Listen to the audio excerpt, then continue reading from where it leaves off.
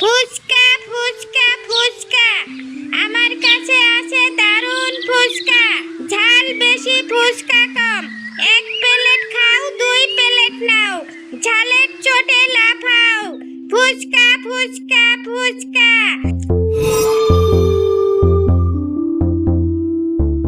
ঝাল বেশি ফুচকা কম, এক প্লেট নাও দুই প্লেট খাও, ঝালের চোটে লাফাও। হি হি হি, কি সুন্দর একটা ছন্দ বানিয়েছি। ইস, আমি যে একটা পেতনি। এভাবে আমাকে যদি দেখে তাহলে তো কেউ আমার থেকে ফুচকা কিনবে না। আমাকে এখন রূপ বদল করতে হবে।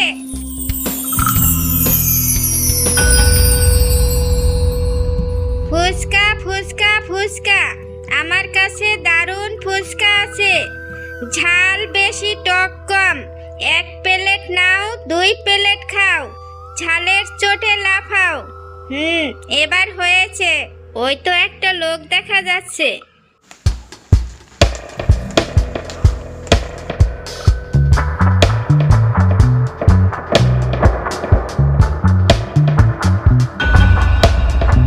তুমি ফুচকা খাবে?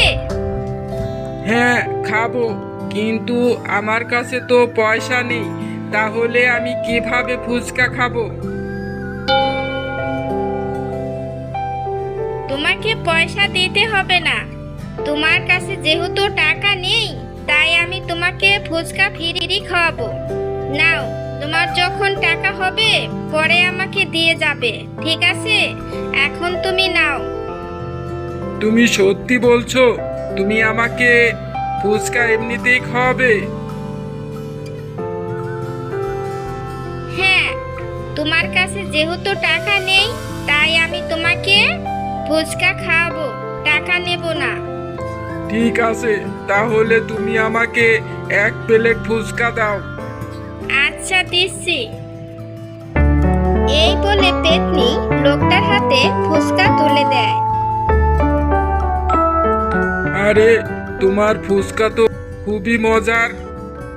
তবে তুমি চিন্তা করো না, আমার কাছে যখন টাকা হবে তখন আমি তোমাকে টাকা দিয়ে যাব। ঠিক আছে। এরপর লোকটা ফুচকা খেয়ে সেখান থেকে চলে যায়। এরপর এক বৃদ্ধা মহিলা চলে আসে।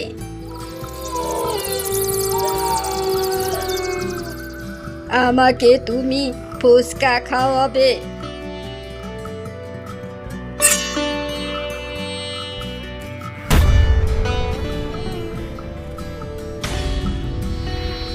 হ্যাঁ হ্যাঁ বুড়িমা, আমি তোমাকে ফুচকা খাওয়াবো। তুমি খাবে ফুচকা? কিন্তু আমার কাছে তো কোনো টাকা নাই। তোমাকে টাকা না দিলে তুমি আমাকে ফুচকা খাওয়াবে? হ্যাঁ হ্যাঁ বুড়িমা, আমি তোমাকে ফুচকা এমনিতেই খাওয়াবো। যদি তোমার কাছে পয়সা না থাকে তাহলে আর কি করার, এমনি খাও। ঠিক আছে, তাহলে আমাকে এক প্লেট ফুচকা দাও। আমার না ফুচকা খেতে খুবই ভালো লাগে। ঠিক আছে। জানো, আমার অনেক দিন ধরে ফুচকা খেতে মন চাইছে, কিন্তু আমার কাছে কোনো টাকা নাই, তাই আমি ফুচকা খেতে পারি না। জানো, আমার কাছে কোনো টাকা নাই, আর আমাকে দেখার মতো কোনো লোক নাই, তাই আমি এর থেকে ওর থেকে খাবার চেয়ে খাই। অনেক সময় না খেয়েও থাকতে হয়, তাই আমি তো কোনো টাকা দিতে পারবো না। তুমি কি আমাকে এমনিতেই ফুচকা খাওয়াবে? হ্যাঁ হ্যাঁ, আমি তোমাকে এমনিতেই ফুচকা খাওয়াবো। তুমি খাও, তোমার যত খেতে মন চায় তুমি তত ফুচকাই খাও, তোমাকে আমি বারণ করব না। ঠিক আছে, তাহলে আমাকে এক প্লেট না দুই প্লেট ফুচকা দাও। আমি আজকে পেট ভরে খাবো। এরপর পেতনি বুড়িকে ফুচকা দেয়। বুড়ি ফুচকা মনের আনন্দে খায়। এরপর আর একটা লোক সেখানে চলে আসে। তার হাতেও টাকা ছিল না, তাই তাকেও পেতনি এমনিতেই কোনো টাকা ছাড়া ফুচকা দিয়ে দেয়। এরপর আমি তো এভাবে কয়েকজনরেই ফুচকা এমনিতেই খাওয়ালাম, কিন্তু এভাবে আজকে তো আমার কাছে কোনো টাকা হলো না। আমার বাড়িতে মেয়েটা আছে, মেয়েটা আমার দিকে তাকিয়ে থাকবে, ওর জন্য আমি আজকে কিভাবে খাবার নিয়ে যাব? আজকে তো কোনো ফুচকা বিক্রিই করতে পারলাম না। এখন আমি যে কি করি?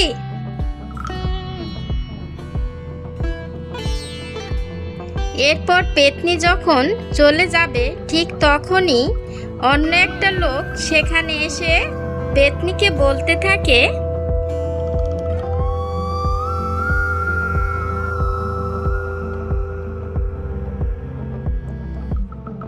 এই শোনো, এখানে যদি তুমি ফুচকা বিক্রি করতে চাও তাহলে কিন্তু আমাকে পয়সা দিতে হবে। কেন তোমাকে পয়সা দিতে হবে কেন? আমি তো রাস্তায় রাস্তায় ফুচকা বিক্রি করি, তাহলে তোমাকে কেন পয়সা দেব? আমি এই গ্রামের জমিদার, আর এখানে ব্যবসা করতে হলে আমাকে তো পয়সা দিতেই হবে। কিন্তু কোনো কিন্তু নাই, যদি আমাকে প্রতিদিন পয়সা না দাও তাহলে তোমাকে আমি এখানে ফুচকা বিক্রি করতে দেব না। তা কত দিতে হবে তোমাকে? প্রতিদিন আমাকে 100 টাকা করে দিতে হবে।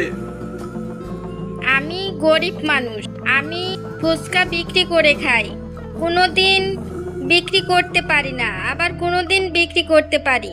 যেদিন আমি ফুচকা বিক্রি করতে পারবো না সেদিন আমি তোমাকে কিভাবে টাকা দেব? সেটা আমি জানি না, প্রতিদিন আমাকে টাকা দিতে হবে, এটাই ফাইনাল কথা। কোত্থেকে দিবে, কিভাবে দিবে সেটা আমি জানি না। যেদিন আমাকে পয়সা দিতে পারবে না তারপরের দিন তোমাকে আমি এখানে ফুচকা বিক্রি করতে দেব না। প্রতিদিন যদি ওই লোকটাকে আমি 100 টাকা করে দেই, আমার কাছে কি থাকবে? ফুচকা বেশি বা কয় টাকার? আজকালকার যে অবস্থা, কোথাও কিছু বিক্রি করতে গেলে সেখানেও পয়সা দিতে হয়। এটা যে কি নিয়ম!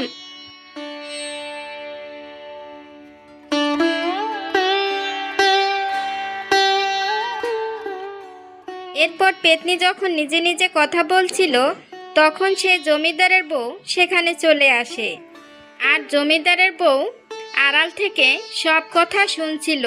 তখন সে জমিদারের বউ পেতনিকে বলতে থাকে, শোনো, আমি সব কথা শুনেছি।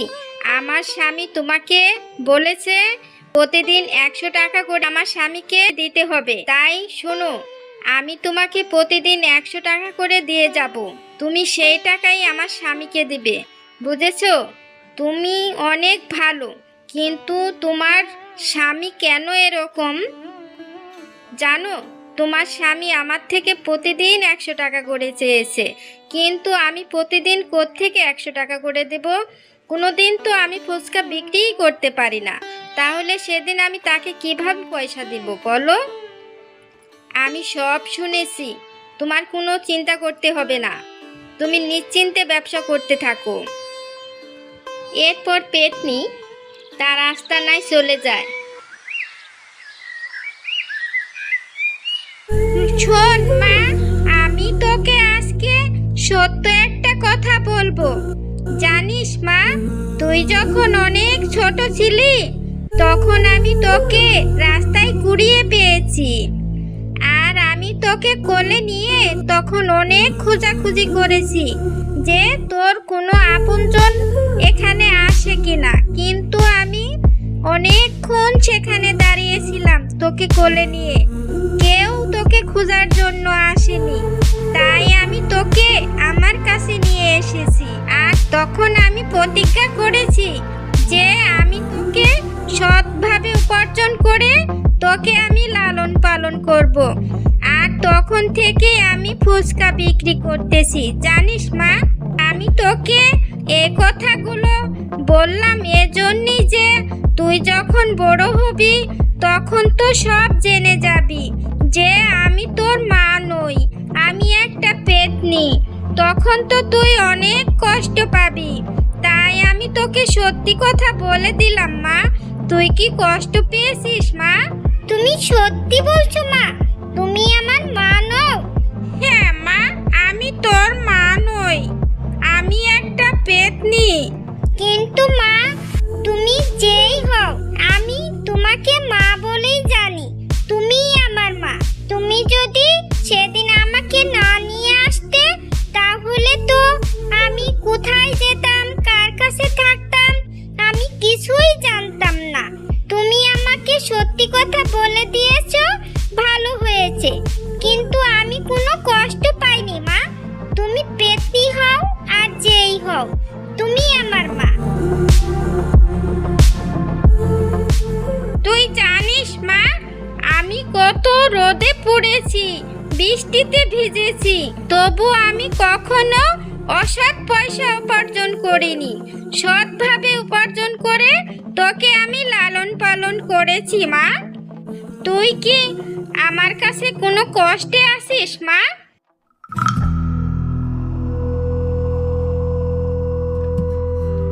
না মা, আমি তোমার কাছে কষ্টে নেই। আমি তোমার কাছে খুবই আনন্দে আছি, খুবই সুখে আছি।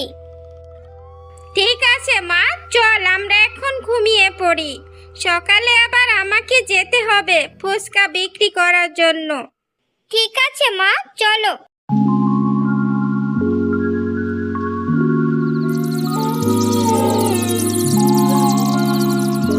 পরের দিন সকালবেলা পেতনি আবার ফুচকা বিক্রি করতে যায়।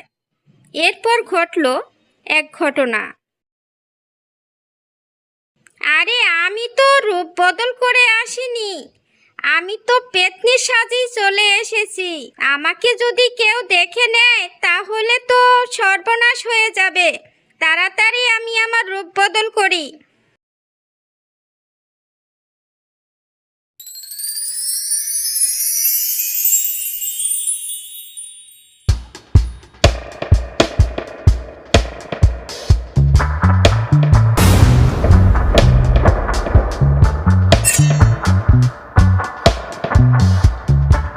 এই, আসলে তুই একটা পেতনি, আর আমরা এতদিন পেতনির হাতের ফুচকা খেয়েছি। আজ তোকে আমি মেরেই ফেলবো।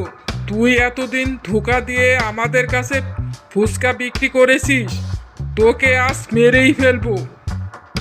এভাবে পেতনির সাথে যখন গ্রামের জমিদার মশাই কথা বলতে থাকে, তখন একে একে সেখানে অনেক লোক জমা হয়ে যায়।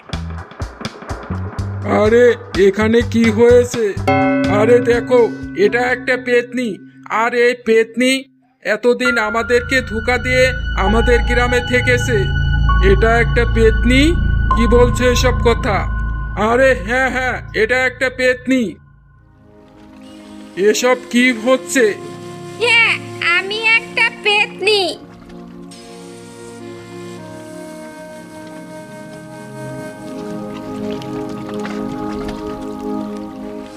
তুমি একটা পেতনি? হ্যাঁ, ও একটা পেতনি। ওকে এই গ্রাম ছাড়া করো, নয়তো মেরে ফেলো। আরে ও একটা পেতনি হোক আর যাই হোক, ওর মনটা খুবই ভালো। ও যখন মানুষের কোনো টাকা থাকে না, ফুচকা খেতে চায়, তখন ও কোনো টাকা পয়সা নেয় না। ও মানুষকে এমনিতেই ফুচকা খাওয়ায়। যে মানুষের দরদ বুঝে সে কখনোই খারাপ হতে পারে না। ওকে তোমরা মারবে না। আরে তুমি যাও তো এখান থেকে। কেন মারবো না? ও মানুষের ক্ষতি করবে। না, ওকে মারতে পারবে না। ও কোনোদিনও মানুষের ক্ষতি করেনি আর করবেও না।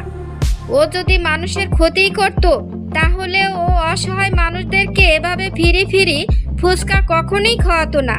ওর গায়ে কেউ একটা টোকাও দেবে না। হ্যাঁ, ওর মনটা খুবই ভালো। ও আমাকেও ফুচকা খাইয়েছে, আমার থেকে একটি টাকাও নেয়নি। আর যার মানুষের প্রতি এত দরদ, এত মায়া, সে কখনোই খারাপ হতে পারে না। ও পেতনি হোক আর যাই হোক, ওর মনটা খুবই ভালো। তাই তোমরা ওকে মারতে পারবে না। তোমরা এসব কি বলছো?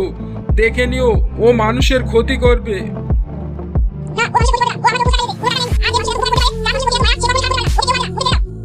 তোমরা জানো আমার খুবই ছোট একটা মেয়ে আছে, ওকে আমি কুড়িয়ে পেয়েছি।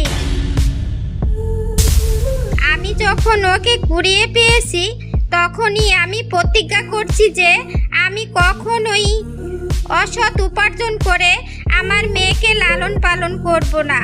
তখন থেকে আমি ফুচকা বিক্রি করতেছি। এভাবে একে একে সবাই পেতনির প্রশংসা করতে থাকে। তাই গ্রামের জমিদার মশাই তখন আর কিছু করতে পারে না। এরপর থেকে পেতনি সে গ্রামে পেতনির রূপ ধরেই ফুচকা বিক্রি করতে থাকে।